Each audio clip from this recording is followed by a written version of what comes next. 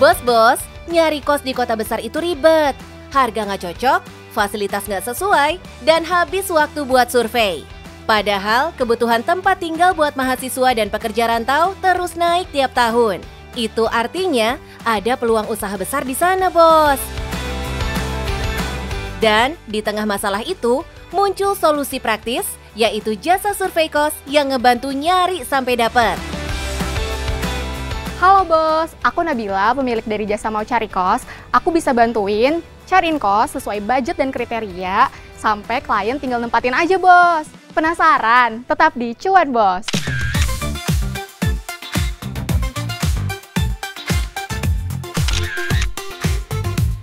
Ide bisnis ini lahir dari kebutuhan nyata di lapangan, bos. Nggak sedikit orang, khususnya perantau, susah buat cari kos yang layak dan sesuai kantong. Dari sinilah Nabila melihat celah. Dan aku dulu juga pernah ngerasain sendiri waktu aku jadi anak kos, susahnya muter-muter, panas-panas, cari kos yang sesuai kriteria dan budget. Oleh karena itu ya udah aku jadi bikin gimana caranya bisa menjadi solusi anak-anak yang cari kos ini, terutama orang yang punya keterbatasan waktu, keterbatasan jarak, kendaraan dalam cari kos. Jadi kita provide itu. Tanpa modal besar, Nabila mulai dari platform yang paling dekat sama anak rantau. Respons warganet ternyata tinggi, karena banyak yang butuh dibantu nyari kos secara cepat dan personal loh, bos. Aku yang jemput bola duluan nih, aku yang promosiin di Twitter. Jadi aku cari orang-orang yang lagi stres-stres cari kos dan aku mulai tes ombak aja. Kira-kira nih mereka mau nggak ya dibantu cariin aku kos gitu.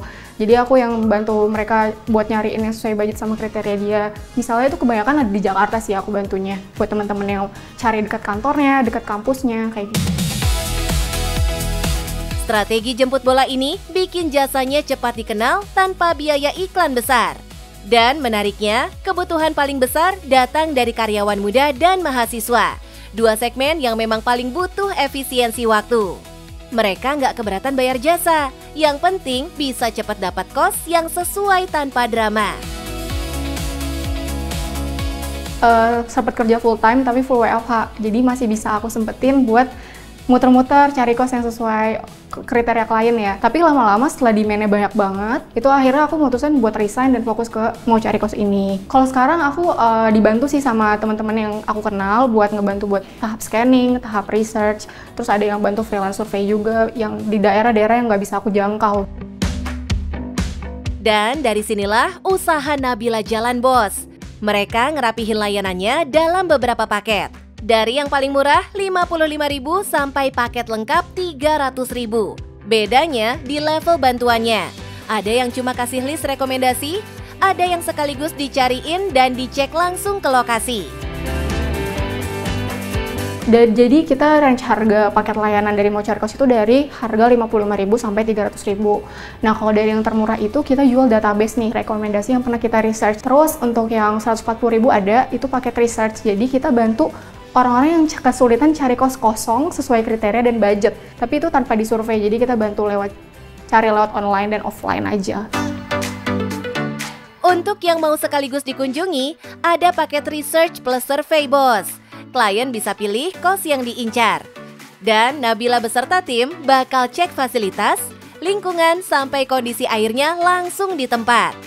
Kalau udah ada satu kos inceran, mereka juga punya paket survey only. Jadi survey only itu biasanya orang-orang yang nyari kos itu udah punya kos inceran, tapi biasanya dari luar kota gitu. Jadi dia bisa nih saranin kita, Kak, tolong dong surveiin buat satu kos ini karena aku keterbatasan jarak atau nggak ada kendaraan gitu buat nge-survey sendiri. Itu bisa request ke kita, jadi tinggal kasih alamat, kasih nomor telepon, nanti kita langsung meluncur ke sana gitu. Sistem kerjanya juga sederhana, bos. Tapi di balik kesimpulan itu, model bisnisnya sebenarnya rapih banget. Nabila pakai skema DP 50%, jadi mereka ngurangin resiko order fiktif dan bisa mulai pencarian secara efektif. Alur begini bikin waktu kerja tim lebih efisien dan klien punya kepastian layanan. Nah, kalau misalnya udah DP, nanti kita bakal start proses cariin kosnya. Terus saat udah ada listnya, nanti tinggal pelunasan, terus nanti kita akan provide listnya di PDF. Dan itu kos yang kita kasih itu semuanya kosong.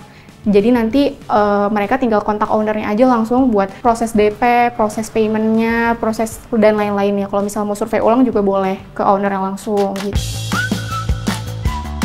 Bos, sekarang Nabila bisa nanganin puluhan klien per bulan. Angka yang besar untuk usaha jasa berbasis tenaga lapangan. Dalam sebulan biasanya kita di 40-50-an klien sih untuk saat ini. Karena baru kita seriusin banget itu dari bulan Mei gitu. Jadi sekarang masih sampai 50-an klien. Bayangin bos, kalau satu layanan survei kos dipatok mulai Rp150.000 sampai Rp300.000, perkiraan cuan kotornya bisa berada di kisaran 6 juta sampai 15 juta rupiah per bulan. Cuannya menggiurkan banget kan bos? Eits, bukan berarti tanpa tantangan ya bos.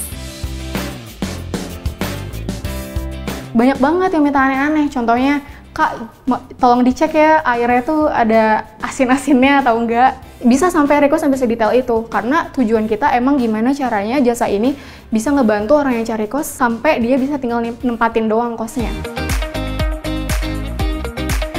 Tantangan ini bisa jadi nilai plus kok bos. Karena semakin detail permintaan, itu berarti jasa ini semakin diperlukan. Gak heran deh, jasa mau cari kos ini jadi rame di berbagai sosial media. Dan dari segi pemasaran, usaha Nabila ini juga menarik banget buat dilihat bos. Kalau dari segi marketing sih sebenarnya kita masih pakai organik semua ya, karena dari awalnya kita di Twitter, kita nyamperin orang, kita jadi solusi buat problem orang yang lagi kesulitan cari kos, bikin video-video di TikTok, gimana behind the scene kita cari kos yang sekiranya high demand. Nah bos, teknik ini disebut content-based marketing, di mana bisnis ngasih ilmu dulu, baru dapat trust dan orderan. Orang yang tadinya cuma nonton konten behind the scene di TikTok, jadi tertarik pakai jasa ini, karena ngelihat langsung gimana detail tim mau cari kos di lapangan. Kedepannya sih mau cari kos, harapannya bisa buka ke properti lain ya, misal bantu cari rumah, bantu cari apartemen. Karena sekarang kita selain kos juga kita bantu cari kontrakan, tapi kontrakan petakan. Yang kosongan gitu. Mungkin nanti bisa ke kontrakan rumah, dan itu pasti challenge-nya lebih gede lagi ya buat carinya. Kalau sekarang aja Nabila bisa buktiin pasar jasa survei segitu besarnya, ke depan potensinya lebih luas lagi bos. Tinggal diperkuat sistemnya. Bisnis ini bisa naik level jadi layanan pencari properti profesional.